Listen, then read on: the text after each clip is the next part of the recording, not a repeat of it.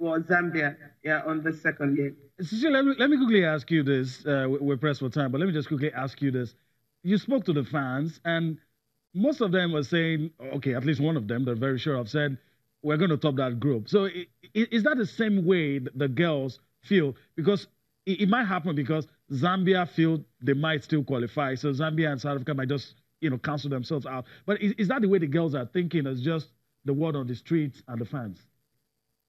Absolutely, because I mean, they know what they can offer. You listen to Francisca Odega. She says she's one of the experienced players in the team and all that. She feels they didn't really bring in their A game in the first game. As I mentioned earlier, it could have been the fact that, I mean, we know the whole of 2017, these girls didn't even kick a ball. And there's a new coach in who had played about 3 games with them going into this tournament. So it's difficult for you to actually adjust to a new coach who is coming and trying to put everything together.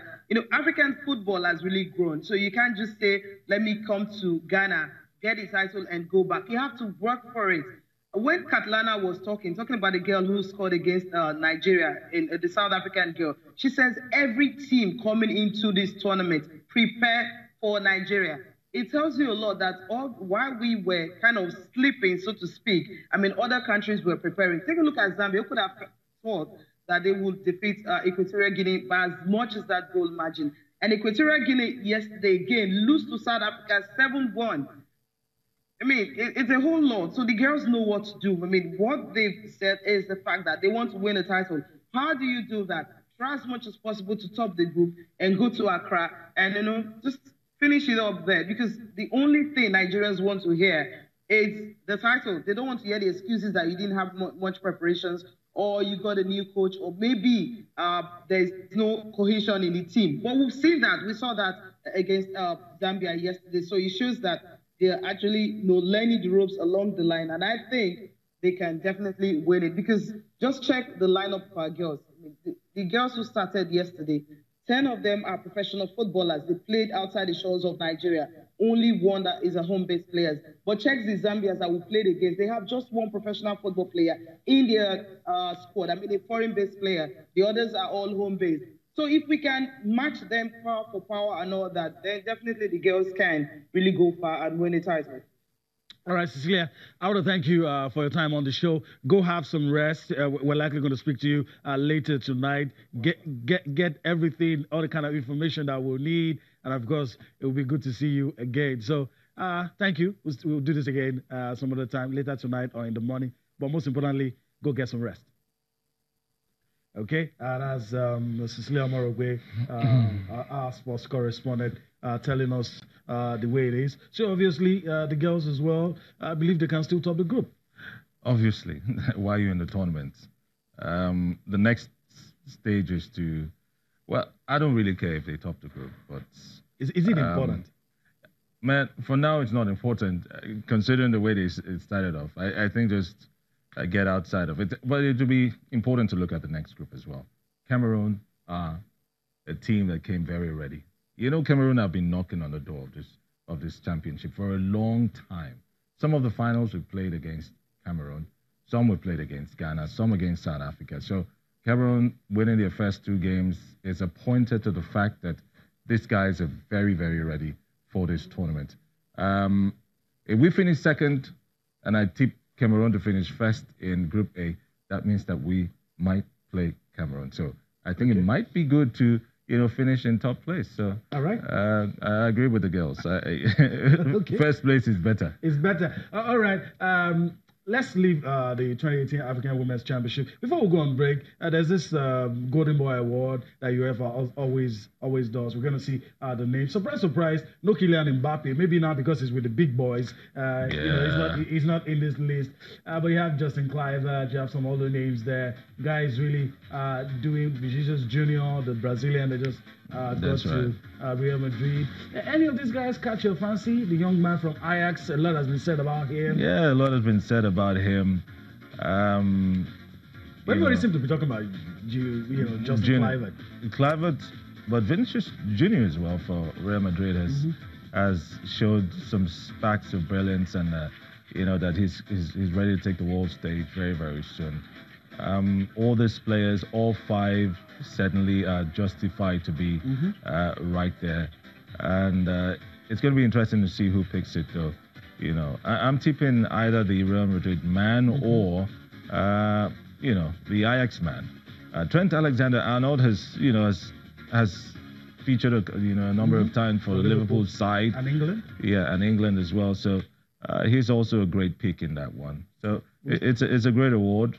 I think that Mario Balotelli won it at some point, and then we've seen some other young stars. Some of the time. All right. Yeah, that's right. So. Okay. So let's go on a break. When we return from that break, we'll take a look at the papers and prepare to wrap things up on Sports This Morning.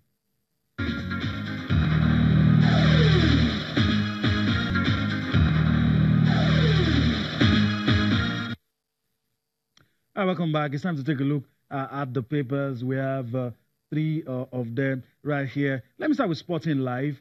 Some interesting stories in the Thursday edition of Sporting Live. You have Ajayi Kalu, Chukwueze excites for Raw.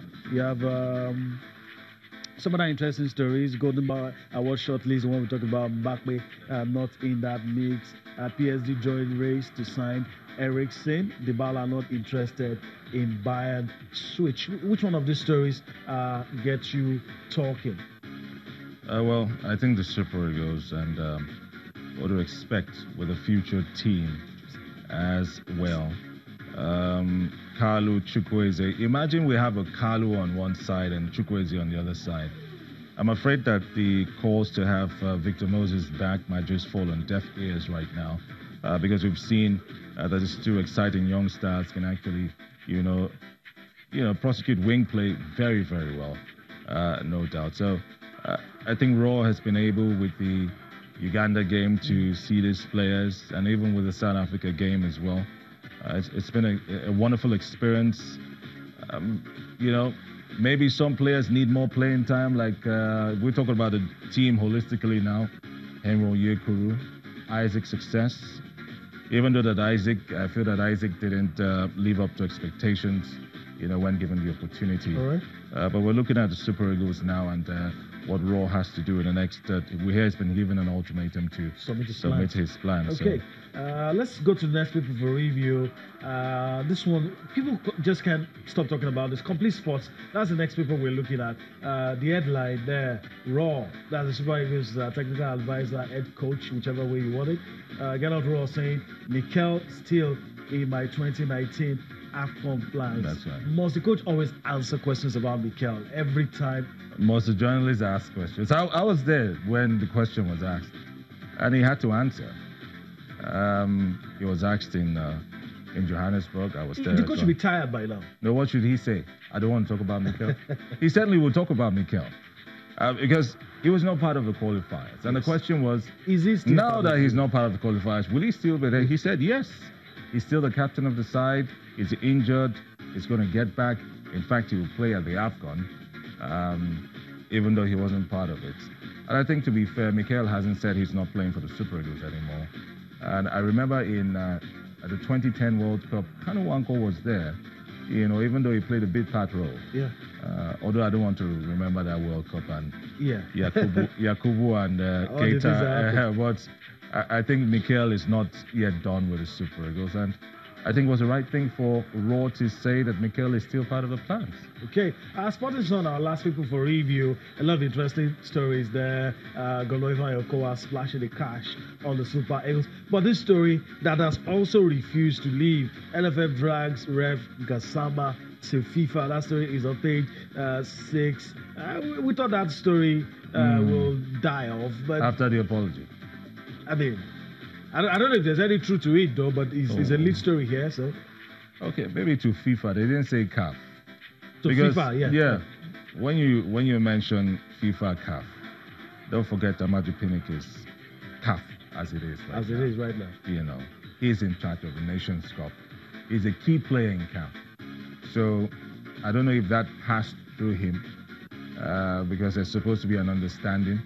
And some people have even insinuated and pointed fingers at Amaju Pinnick for, colluding to ensure that South Africa are still in the game. Yeah, because he had an interview on a cable station a day before where he said okay, we might just PT you people and allow you people to be in the race. But I think, you know, that was taken out of context. All right. Gassama has apologized, and so we should move on. We should move on. Okay. We're already qualified. All right, George, I want to thank you for your time. I wish we had more time, but you know, time is fast. I wish we had time to talk about Tiger Woods and Phil Mickelson. It's going to be tomorrow. A great one. All right, thank you for your time. Hopefully, we'll do this again some other time. Thank you very much. Thank you for the accolades as well. All right, thank you for allowing us to be a part of your day. We'll do this again tomorrow. I'm Yemi Adebayo. Bye bye.